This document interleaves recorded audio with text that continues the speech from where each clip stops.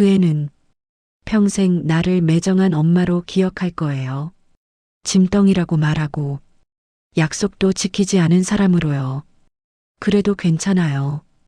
그렇게 기억해야 돌아오지 않으니까. 내가 바란 건 딱 하나였거든요. 그 애가 나를 이곳을 잊고 행복하게 살아가는 것. 저희 어머니는 원래 그런 사람이었어요.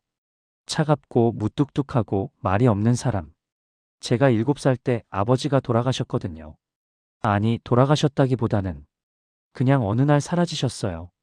아침에 출근하시더니 그날 밤 안 들어오셨고, 다음 날도, 그 다음 날도 어머니한테 물었죠. 아버지 어디 갔어? 죽었다? 그만 물어라. 그게 끝이었어요. 장례도 없었고, 무덤도 없었어요. 그냥 아버지라는 사람이 세상에서 지워진 것처럼. 어머니는 아버지 얘기를 절대 안 하셨어요. 사진 한 장 안 남기셨고, 이름도 안 부르셨어요. 가끔 아버지 외투를 꺼내서 한참 들여다보시다가 제가 들어가면 황급히 넣어버리셨죠. 그때부터였던 것 같아요. 어머니가 더 차가워진 게 아침마다 똑같았어요. 밥 먹어. 그 한마디. 밥상 툭 놓고 돌아서면 끝이에요. 잘 잤냐? 학교 가기 싫으냐? 그런 말 한 번도 못 들어봤어요. 친구들 어머니는 아침마다 이것저것 챙겨주던데 우리 어머니는 늘 장마당 나갈 준비에 바빴거든요. 학교 갈 때도 그랬어요. 다녀오겠습니다 하면 뒤도 안 돌아보셨어요. 대꾸도 없이 뭔가 싸고 계시거나 이미 나가고 없거나. 다른 집은 어머니가 손 흔들어 주던데 우리 집은 그런 거 없었어요. 그런데 더 창피한 게 있었어요. 옆집 장씨 아저씨요. 40쯤 된 남자였는데 우리 집에 자주 왔어요. 어머니랑 뭔가 소곤소곤 얘기하고 봉투 같은 거 주고받고 밤늦게 올 때도 있었어요. 저는 자는 척하면서 다 들었거든요. 동네 사람들이 수군거리는 것도 알았어요. 김씨네 남편 죽은 지 얼마나 됐다고. 그 옆집 총각이랑 붙었다며. 쯧쯧, 애가 불쌍하지. 학교에서 친구가 그러더라고요. 야, 너네 엄마 옆집 아저씨랑 사귀냐? 주먹이 먼저 나갔어요. 싸우고 집에 왔는데 어머니는 왜 싸웠냐고 안 물어보셨어요. 그냥 손 씻어 한마디. 그날 밤에도 장씨 아저씨가 왔어요. 어머니랑 마루에서 한참 얘기하더라고요. 저는 이불 뒤집어 쓰고 울었어요. 창피했어요. 어머니가 친구들이랑 못 놀게 한 것도 그랬어요. 청진 바닷가에 가서 놀자고 하면 안 돼. 뒷산에 가서 놀자고 하면 집에 있어. 왜요? 물으면 대답도 없이 눈만 흘기셨어요. 무서운 눈으로. 다른 애들은 다 노는데 나만 집에 갇혀 있었어요. 심부름도 저한테만 시키셨고 어디 가면 꼭 몇 시까지 오라고 하셨어요. 1분만 늦어도 난리였거든요. 어디 있었어? 누구 만났어? 뭐라고 했어?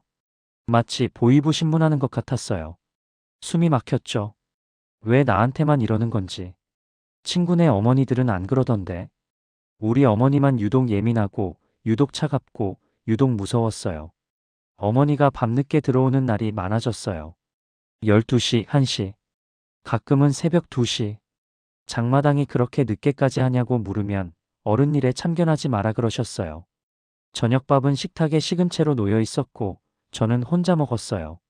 한 번은 배가 너무 아파서 누워 있었는데 어머니가 새벽에 들어오셨거든요. 문틈으로 봤어요. 손에 봉투 들고 계셨는데 장씨 아저씨한테서 받은 것 같았어요. 엄마. 부르려다가 그만뒀어요. 어차피 왜 안 자냐밖에 안 하실 테니까.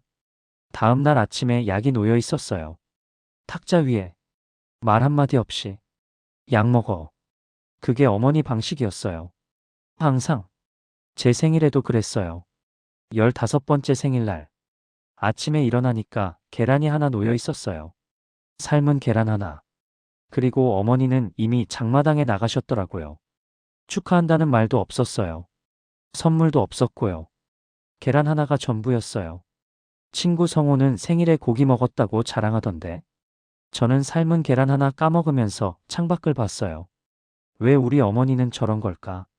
나를 낳은 게 후회되시는 걸까? 아버지 없이 나 키우는 게 그렇게 힘드신 걸까? 그때 진짜 그렇게 생각했어요. 어머니는 저를 사랑하지 않는구나. 짐이었구나, 나는. 그날은 갑자기 왔어요. 16살 겨울이었어요. 어머니가 장마당에서 돌아오시더니 갑자기 그러시는 거예요. 내일 떠난다. 뭐라고요? 어디를요? 남조선. 우리 둘 다. 심장이 멎는 줄 알았어요. 남조선이라니. 그건 텔레비전에서 욕하는 그 나라잖아요. 거기 가면 잡혀서 죽는다고 배웠는데. 왜요? 갑자기 왜요? 어머니는 대답 안 하셨어요. 그냥 보따리 싸기 시작하셨죠. 옷가지 몇 개, 마른 옥수수, 작은 봉투 몇 개. 둘이 같이 가는 거죠? 그렇다니까. 그래도 둘이 같이라니까 조금 안심이 됐어요. 어머니랑 같이면 괜찮겠지. 무섭긴 해도. 그날 밤 한숨도 못 잤어요. 내일이면 두만강을 건너야 한다는 게 실감이 안 났거든요. 새벽에 눈을 떠보니 어머니가 뭔가 하고 계셨어요. 등잔불 아래서 바느질을 하고 계시더라고요. 뭘 하시나 봤더니 아버지 외투였어요. 그 낡은 외투. 안감 쪽을 뜯어서 뭔가 넣고 계셨는데 제가 일어난 걸 눈치채시곤 황급히 손을 멈추셨어요. 왜 앉아? 어머니야말로. 됐다. 자라. 뭘 하신 건지 모르겠어요. 그냥 또 이상한 행동이구나 싶었죠. 다음 날 해가 지고 나서 출발했어요. 장씨 아저씨가 앞장섰어요. 그제야 알았죠. 아, 이 사람이 브로커 연결책이었구나. 그동안 어머니랑 그렇게 자주 만난 게 어쩐지. 근데 왜 그걸 숨기셨을까? 그냥 말씀하시지. 3시간을 걸었어요. 산길로, 논두렁으로 사람 피해서. 숨소리도 못 내게 하셨어요. 나뭇가지 밟히는 소리에도 움찔움찔했고요.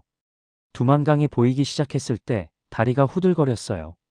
강폭이 한 50m쯤 됐을까. 물이 검게 흐르고 있었어요. 건너편이 중국이라고 했어요. 저기만 건너면 된다고. 장씨 아저씨가 강변에서 기다리던 남자한테 저를 인계했어요. 이 사람이 진짜 브로커였나 봐요. 준비해라. 금방 건넌다. 어머니를 돌아봤어요. 어머니, 빨리요. 그때 어머니가 보따리에서 뭔가를 꺼내셨어요. 아버지 외투. 이거 입어. 지금요? 이 추운데 이 낡은 거 말고. 입으라면 입어. 억지로 입히셨어요. 퀴퀴한 냄새가 났어요. 아버지 돌아가신 지 9년이 됐는데 이 옷을 아직도 갖고 계셨다니. 그리고 왜 하필 지금? 여기 안에 돈 있다. 절대 잃어버리지 마. 외투 안감을 두드리셨어요. 딱딱한 게 만져졌어요. 이거 중국 가서 쓰고 남은 건 남조선 가서 써. 알았지? 네. 근데 어머니 것은요? 됐어. 빨리 입어. 자, 이제 같이. 근데 어머니가 안 움직이셨어요. 어머니, 너만 가. 뭐라고요? 어머니도 같이 간다며요. 이번에 사람이 너무 많아. 한꺼번에 못 간대. 다음에 가야 해. 그럼 저도 안 가요. 같이 가요. 시끄러. 어머니가 갑자기 보따리를 들어 보이셨어요. 두툼한 봉투가 들어 있었어요. 돈봉투처럼 보였어요. 두꺼웠거든요. 봐라. 돈 많아, 나. 보름 뒤에 간다. 다음 차례에. 그럼 같이 기다렸다가. 아? 어머니가 소리를 지르셨어요. 난생 처음 듣는 목소리였어요. 너 같은 짐덩이 없어야 내가 편해. 알겠어. 짐덩이. 그 말이 가슴에 박혔어요. 그동안 네 밥값 대느라 내가 얼마나 고생했는 줄 알아? 니. 아버지 없이 너 하나 키우는 게 얼마나 힘들었는지 알아? 몰랐어요. 아니, 알았는데. 직접 들으니까 달랐어요. 꺼져. 빨리 건너가. 등짝을 떠밀었어요. 3개. 비틀거리다가 브로커한테 넘어갔어요. 어머니. 뭘 봐. 빨리 안 데려가고. 브로커가 제 팔을 잡아 끌었어요. 물이 차가웠어요. 무릎까지, 허리까지 찼어요. 뒤를 돌아봤어요. 어머니가 서 계셨어요. 강변에. 어두워서 표정은 안 보였어요. 그냥 까만 실루엣만. 달빛에 낡은 고무신만 희끄무레하게 보였어요. 달아서 뒤축이 주저앉은 신발. 그 신발 신고 3시간을 걸어오셨구나. 그게 마지막이었어요. 중국에서 3달. 지옥이었어요. 숨어 다녀야 했고 잡히면 강제 북송이라고 했어요. 좁은 방에 갇혀서 하루 한 끼 먹으면서 버텼어요. 브로커는 돈 더 내라고 했고 외투 안에 있던 돈이 줄어드는 게 눈에 보였어요. 그때는 어머니가 원망스러웠어요. 왜 나한테 물어보지도 않고 탈북을 시킨 거야? 왜 다짜고짜 적국에 나를 내버린 거야? 짐덩이라고? 그렇게 짐이었으면 처음부터 낳지를 말지. 제3국으로 넘어가는 길은 더 험했어요. 트럭 짐칸에 숨어서 12시간. 숨도 제대로 못 쉬었어요. 그 지옥 같은 시간 동안 버틸 수 있었던 건 딱 하나였어요. 보름 뒤에 간다. 그 말. 어머니도 곧 온다는 거잖아요. 그럼 다시 만나는 거잖아요. 그때 가서 물어봐야지. 왜 그렇게 말씀하셨는지. 짐덩이라니 진심이었는지. 남한에 도착했어요. 하나원 교육받으면서 매일 기다렸어요. 어머니가 오면 바로 연락 올 거라고 했거든요. 보름이 지났어요. 한 달이 지났어요. 석 달이 지났어요. 1년이 지났어요. 어머니는 안 오셨어요. 연락도 없었어요. 소식도 없었어요. 통일부에 물어봤어요. 그 이름으로 입국한 사람 없습니다. 북한 쪽 소식 들을 길도 없었어요. 그냥 사라지신 거예요. 돈 많다고 하셨잖아요. 보름 뒤에 온다고 하셨잖아요. 거짓말이었던 거예요. 전부 다 그 두툼한 돈 봉투. 진짜 돈이 있었으면 오셨겠죠. 그러니까 없었던 거예요. 처음부터 나한테 허세 부린 거예요. 돈 많아 그러면서 빈 봉투 흔들고 진짜 돈은 전부 내 외투 안에 넣어주셨던 거예요. 그러니까 본인 몫은 없었던 거잖아요. 근데 그때는 몰랐어요. 그냥 짐덩이라는 말만 진심이었다고 생각했어요. 나 같은 짐 떨어뜨리고 홀가분하게 살고 싶었던 거라고. 그렇게 생각하기로 했어요. 그게 덜 아팠으니까. 나만은 이상한 곳이었어요. 밥이 남아 돌았어요. 식당에서 반찬 남기는 사람들 보고 처음엔 화가 났어요. 저건 버리는 거야? 진짜로? 우리는 국수 삶은 물도 아까워서 다 마셨는데. 편의점에 들어갔다가 멍하니 서 있었던 적 있어요. 삼각김밥이 진열대에 가득하더라고요. 아무나 돈만 내면 살 수 있대요. 줄 안 서도 되고 배급표 안 내도 되고. 처음으로 라면을 배불리 먹은 날 울었어요. 이게 남조선이구나. 이래서 어머니가 나를 보내셨구나. 하나원 나오고 임대 아파트 받았어요. 수도꼭지 틀면 따뜻한 물이 나왔어요. 언제든지. 청진에서는 상상도 못했던 일이었죠. 겨울에 냇가에서 빨래하다가 손이 터졌었는데 여기선 세탁기가 알아서 다 해줘요. 마트에 가면 과일이 산더미처럼 쌓여 있었어요. 귤, 사과, 딸기. 북한에서는 간부집 아니면 구경도 못하던 것들이요.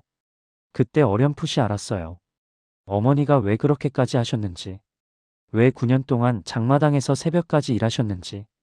왜 나를 이 적국에 보내려고 하셨는지. 여기선 굶어 죽지 않아도 되니까. 여기선 사람답게 살 수 있으니까. 근데 여전히 이해 안 되는 게 하나 있었어요. 짐덩이. 그 말은 왜 하셨을까? 나를 좋은데 보내려고 그렇게 고생하셨으면서 왜 마지막에 그런 말을 하셨을까? 차라리 잘 가라 한마디면 됐잖아요. 건강해라 한마디면 됐잖아요. 왜 하필 짐덩이였을까? 그게 진심이었던 걸까? 아무리 생각해도 모르겠었어요. 3년쯤 지났을 때 북한 소식이 들려왔어요. 탈북자 모임에서 만난 사람이 청진 출신이었어요. 혹시 우리 어머니 아시냐고 물었더니 한참을 뜸들이더라고요. 그 어머니, 아들 탈북시키고 자수하셨다고 들었어. 자수요? 아들 보낸 뒤에 보위부에 스스로 가셨대. 브로커 정보 불라고 고문당했을 텐데 끝까지 안 불었다더라. 가슴이 철렁 내려앉았어요. 그 뒤로 소식이 없어. 아마 그 사람은 말을 못 잇더라고요. 그날 밤 아버지 외투를 꺼냈어요. 나만 와서 처음으로요. 너무 낡아서 입지도 못하고 옷장 깊숙이 넣어뒀었거든요. 안감을 만져봤어요. 어머니가 바느질했던 자리. 돈은 진작에 다 썼지만 바느질 자국은 남아있었어요. 촘촘하고 고르게. 등잔불 아래서 한 땀 한 땀 꿰매셨겠구나. 그제야 생각났어요. 어머니는 본인 외투에는 돈을 안 넣으셨어요. 전부 다 내 외투에 넣으셨어요. 그 두툼한 봉투는 처음부터 가짜였던 거예요. 갈 돈이 없었던 거예요. 처음부터. 그럼 왜 보름 뒤에 간다고 하신 걸까? 왜 돈 많다고 허세를 부리신 걸까? 왜 그러셨을까? 모르겠어요. 아직도 어머니가 나를 사랑하셨던 건지, 진짜 짐덩이로 생각하셨던 건지, 보내려고 그렇게 고생하셨으면 사랑한 거 아닐까요? 근데 사랑하셨으면 왜 그렇게 차갑게만 하셨을까요? 왜 한 번도 따뜻한 말 한마디 안 해주셨을까요? 영영 모르겠어요. 올해도 제사상을 차렸어요. 언제 돌아가셨는지도 모르니까 그냥 탈북한 날로 기일을 정했어요. 어머니가 좋아하셨던 게 뭔지도 잘 모르겠어요. 그냥 사과랑 배 올리고 밥 한 공기 떠놓고 상 앞에 앉아서 한참을 봤어요. 아버지 외투를 옆에 꺼내놨어요. 낡아서 너덜너덜한 외투. 어머니, 장씨 아저씨 오해는 풀렸어요. 그 사람이 브로커 연결책이었다면서요. 어머니가 9년 동안 돈 모은 것도 알았어요. 자수하신 것도. 목이 막혔어요. 근데요, 어머니. 왜 그렇게까지 하셨는지는 아직도 모르겠어요. 왜 끝까지 차갑게만 하셨는지. 왜 짐덩이라고 하셨는지. 왜 한 번도 눈물이 흘렀어요. 왜 한 번도 사랑한다고 안 하셨는지. 아직도 모르겠어요. 그 애는 몰랐을 거예요. 내가 얼마나 그 애를 사랑했는지. 남편이 끌려간 날 저는 알았어요. 이 나라에서는 충성해도 소용없다는 걸. 시키는 대로 다 해도 윗사람 하나 잘못 만나면 하루아침에 끝이라는 걸. 그이는 군인이었어요. 나라에서 시키는 일 다 했어요. 위험한 데도 갔고 명령이면 뭐든 했어요. 그런 사람이 어느 날 갑자기 끌려갔어요. 상관이 저지른 일 뒤집어 쓰고 면회도 못 갔어요. 어디로 갔는지도 몰랐어요. 그냥 사라진 거예요. 철수가 물었죠. 아버지 어디 갔어? 뭐라고 해요? 아버지가 정치범으로 끌려갔다고? 그럼 그 애도 평생 낙인이에요. 출신 성분 세 줄이면 인생 끝나는 나라인데. 죽었다. 그만 물어라. 그 말밖에 못했어요. 그날 밤 결심했어요. 이 나라에서 철수를 키우면 안 되겠다. 여기 있으면 그 애도 아버지처럼 돼요. 충성해도 버림받고 착하게 살아도 끌려가요. 그게 이 나라예요. 그때부터 돈을 모으기 시작했어요. 장마당에서 좌판 깔고 남들 안 하는 새벽 허드렛일도 했어요. 삭바느질, 집 나르기 뭐든 했어요. 장 씨를 찾아간 것도 그때예요. 그 사람이 브로커 연결책이라는 소문이 있었거든요. 처음엔 안 만나주더라고요. 위험하다고. 근데 제가 매일 찾아갔어요. 한 달을 찾아갔어요. 제발 우리 아들만이라도. 그 말을 100번은 한 것 같아요. 동네 사람들이 수군거리는 거 알았어요. 김신혜가 장 씨랑 붙었대. 남편 죽은 지 얼마나 됐다고. 쯧쯧. 알면서 그냥 뒀어요. 오히려 다행이었어요. 저 집이 탈북 준비한다는 것보다 바람났다는 소문이 나은 거예요. 보이부 눈에 안 띄니까. 철수가 학교에서 싸우고 왔더라고요. 손이 터져서. 누가 그래, 엄마가 옆집 아저씨랑 사귀냐고. 가슴이 찢어지는 것 같았어요. 미안하다, 엄마가 다 설명해 줄게. 그 말이 목까지 올라왔어요. 근데 삼켰어요. 손 씻어. 그 말밖에 못했어요. 그 애가 알면 안 됐어요. 친구한테 흘리면 끝이에요. 그냥 모르는 게 나았어요. 그래서 창피한 엄마로 남았어요. 9년이 걸렸어요. 9년 동안 돈을 모았어요. 하루 12시간, 14시간씩 일했어요. 손이 트고 갈라져도 허리가 끊어지는 것 같아도 장 씨한테 갈 때마다 봉투를 건넸어요. 얼마나 더 모아야 해요? 처음엔 3,000달러래요. 그거 모으니까 물가가 올랐대요. 5,000달러래요. 토할 것 같았어요. 근데 포기 못하죠. 우리 아들만이라도. 제발. 철수가 16되던 해 장 씨가 그러더라고요. 이번이 기회예요. 단속이 좀 풀렸어요.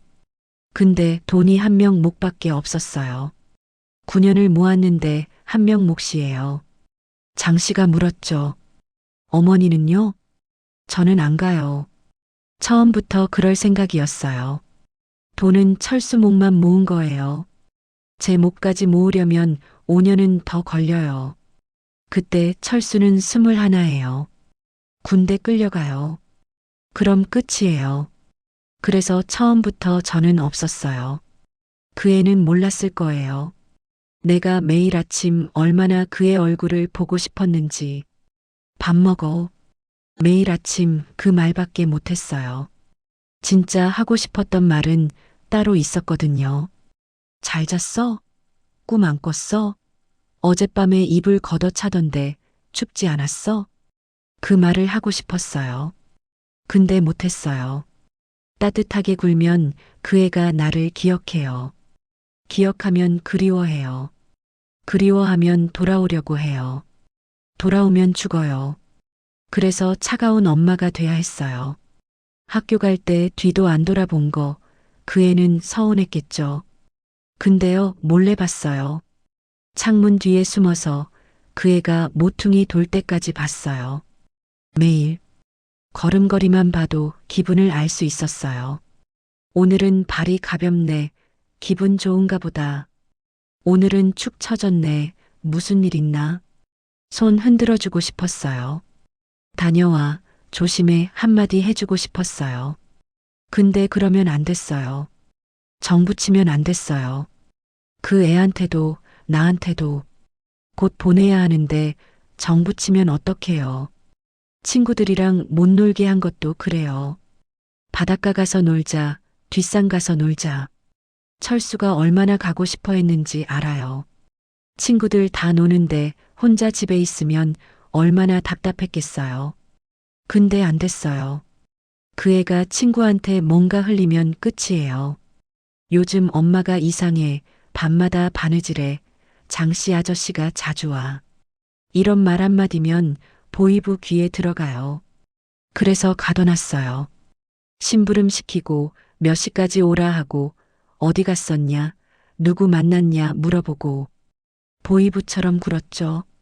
알아요. 그의 눈에 내가 얼마나 무섭게 보였을지. 밤늦게 들어온 날들.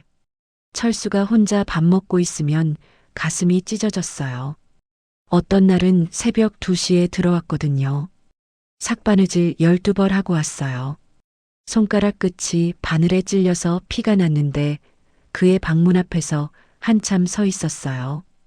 들어가서 이마 한번 만져주고 싶었어요. 입을 덮어주고 싶었어요. 근데 들어가면 깰까봐. 깨면 또 차갑게 굴어야 하니까. 문 앞에서 그냥 돌아섰어요. 그 애가 배 아파서 누워있던 날 있었죠. 다 알았어요. 자는 척하는 것도 알았고 문틈으로 보는 것도 알았어요. 밤새 못 잤어요. 30분마다 방문 열고 숨소리 들었어요. 열나나 이마 짚어보고 땀나면 수건으로 닦아주고 아침에 약 놓고 나오면서 하고 싶었던 말. 많이 아파? 어디가 제일 아파? 엄마가 죽 끓여줄까? 약 먹어. 그 말밖에 못했어요. 생일날. 삶은 계란 하나 놓고 장마당 나가면서 얼마나 울었는지 몰라요. 미안해. 엄마가 못해줘서 미안해. 다른 집은 고기도 해준다는데. 생일 축하한다, 아들. 이 말 한번 해주고 싶었어요. 딱 한 번만. 15해 동안 한 번도 못했어요. 근데 그러면 안 됐어요. 다정하게 굴면 그 애가 나를 그리워해요. 나를 찾아요. 여기로 돌아오려고 해요. 그러면 안 돼요. 그 애는 가야 해요. 가서 잘 살아야 해요. 나 같은 엄마 잊어버리고. 외투 얘기할게요. 그이 외투. 끌려가기 전날 입고 있던 옷이에요. 벌이라는 사람도 있었어요. 흉물 왜 갖고 있어? 재수 없게. 근데 못 버렸어요. 그이 냄새가 아직 남아있는 것 같아서. 9년 지나면서 다 빠졌는데도 그냥 그런 것 같아서 그 외투에 돈을 꿰맸어요. 9년 동안 모은 돈. 전부 다. 밤마다 조금씩 안감 뜯어서 한 장씩 넣고 꿰매고 등잔불 아래서 한 땀 한 땀. 철수가 이 옷 입으면 아버지가 지켜줄 것 같았어요. 나는 못 가니까 아버지라도 같이 가라고 그 옷 안에 넣어 보내는 거예요. 그 애는 낡은 옷이라고 싫어했죠. 퀴퀴하다고, 창피하다고, 알아요. 근데 그 안에 내 9년이 들어 있었어요. 그 이의 마지막 온기도 두툼한 봉투요? 신문지예요. 신문지 오려서 돈처럼 접어 넣은 거예요. 밤새 만들었어요. 진짜 돈봉투처럼 보이게 그 애한테 보여주려고. 엄마도 돈 있어. 보름 뒤에 갈게 믿게 하려고. 진짜 돈은 전부 외투 안에 있었어요. 내 몫은 없었어요. 처음부터 떠나는 날 아침이 밝았어요. 철수자는 얼굴을 한참 봤어요. 해 뜨기 전에, 그 애가 깨기 전에 16해 동안 이렇게 오래 본 적이 없었어요. 항상 바빴으니까, 항상 차갑게 굴어야 했으니까 이마 한번 쓸어주고 싶었어요. 잘 가라, 건강해라, 밥 굶지 마라, 아프면 병원 가라. 하고 싶은 말이 100개는 됐어요. 근데 한마디도 못했어요. 강변까지 3시간을 걸었어요. 철수 뒤를 따라가면서 계속 봤어요. 등짝을, 어깨를. 언제 이렇게 컸을까? 나보다 머리 하나는 더 큰 것 같은데 이 등을 안아본 게 언제였을까? 기억이 안 나요. 7살 이후로는 안 안아본 것 같아요. 아버지 잃고 온 그날 이후로 안아주고 싶었어요. 마지막이니까 딱 한 번만. 근데 그러면 안 됐어요. 안으면 못 보내요. 나도 그 애도 두만강이 보였을 때 다리가 풀렸어요. 진짜 보내야 하는구나. 이제 진짜. 외투 입히면서 손이 떨렸어요. 단추 채워주는데 눈물이 날 것 같았어요. 근데 참았어요. 여기 안에 돈 있다. 절대 잃어버리지 마. 그 말이 내가 해줄 수 있는 전부였어요. 사랑한다. 건강해라. 밥 꼭 챙겨 먹어. 아프면 병원 가고, 힘들면 쉬어도 돼. 엄마가 미안해. 엄마가 정말 미안해. 그 말들 전부 삼키고 절대 잃어버리지 마. 그것만 겨우 뱉었어요. 그 애가 같이 가자고 했을 때 저도 안 가요. 같이 가요. 그 말을 들었을 때 가슴이 무너지는 줄 알았어요. 같이 가고 싶었어요. 나도 그 애 곁에 있고 싶었어요. 남조선 가서 같이 밥 먹고 같이 살고. 근데 안 돼요. 지금 보내지 않으면 안 돼요. 나중에 둘이 가려고 하면 못 가요. 그러다 둘 다 잡혀요. 그래서 밀어내야 했어요. 너 같은 짐덩이 없어야 내가 편해. 그 말 1000번은 삼켰다가 뱉은 말이에요.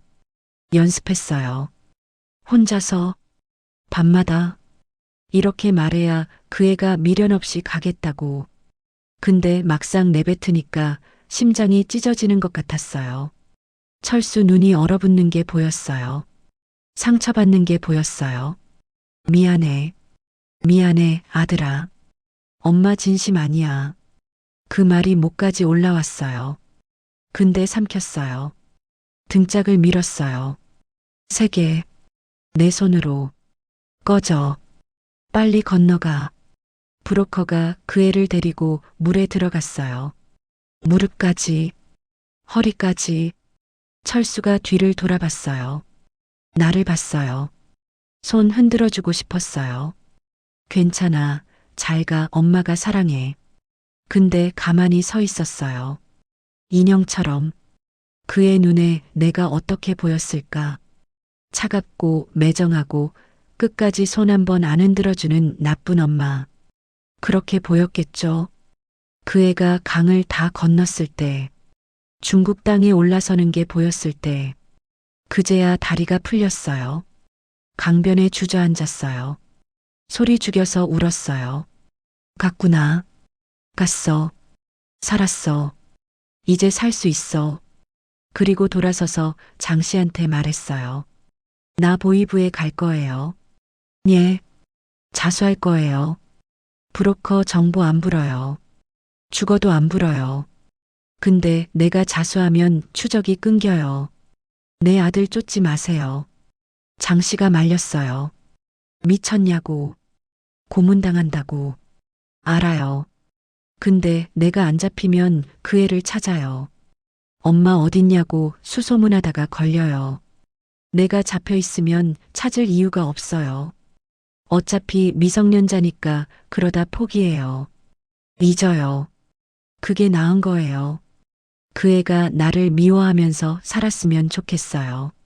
차갑고 매정하고 끝내 약속도 안 지킨 나쁜 엄마. 그렇게 기억해야 여길 안 돌아봐요. 나를 안 찾아요. 그리워하면 안 돼요. 그리워하면 발목 잡혀요. 여기 남은 나한테, 이 나라한테 엄마 찾는다고 수소문하다 걸리면 어떡해요. 그리워서 돌아오면 어떡해요. 그러면 안 돼요. 그래서 미운 엄마로 남는 게 나은 거예요. 혹시 그 애가 물을까봐. 왜 엄마는 안 왔어? 왜 약속 안 지켰어? 그럴 때 대답할 말 만들어놨어요. 원래 그런 사람이야. 처음부터 갈 생각 없었던 거야. 그냥 널 버린 거야. 그렇게 생각해줘요. 그래야 편해요. 그 애가 진실 알면 더 힘들잖아요. 엄마가 고문당했다는 거, 끝까지 안 불었다는 거, 그러다 죽었다는 거. 그런 거 알면 평생 짊어지고 살아야 해요. 나 때문에 엄마가. 그런 짐 지우기 싫어요. 그냥 나쁜 엄마로 기억해요. 원망해요. 욕해도 돼요. 그래도 괜찮아요. 살아만 있으면 됐어요. 9년 동안 하고 싶었던 말. 아침마다 삼킨 말. 생일마다 못한 말. 이제 해도 되죠? 그 애한테는 안 들리겠지만. 잘 잤어? 거긴 어때? 사람들은 좋아? 다들 잘해줘? 밥은 굶지 않지? 아플 때 병원은 가고 있어? 힘들면 쉬어도 돼. 천천히 해도 돼. 넌 충분히 잘하고 있어. 생일 축하한다, 아들아. 미안해. 그리고 사랑한다. 어머니. 장씨 아저씨 오해는 풀렸어요. 어머니가 9년 동안 돈 모은 것도 알았어요. 자수하신 것도 목이 막혔어요. 근데요, 어머니. 왜 그렇게까지 하셨는지는 아직도 모르겠어요. 왜 끝까지 차갑게만 하셨는지. 왜 짐덩이라고 하셨는지. 왜 한 번도 눈물이 흘렀어요. 왜 한 번도 사랑한다고 안 하셨는지. 아직도 모르겠어요. 미안해. 그리고 사랑한다. 낡아서 너덜너덜한 외투. 안감에 바느질 자국. 한 땀 한 땀. 어머니. 보고 싶어요. 어머니의 사랑은 말로 하는 게 아니었습니다. 새벽까지 일한 손끝에 몰래 바라보던 눈빛에 차마 하지 못한 말들 사이에 그 사랑이 있었습니다. 분단의 이야기들. 오늘도 38선 넘어 전해지지 못한 말들이 있습니다. 사랑한다고, 보고 싶다고, 미안하다고. 다음 이야기에서 또 만나요.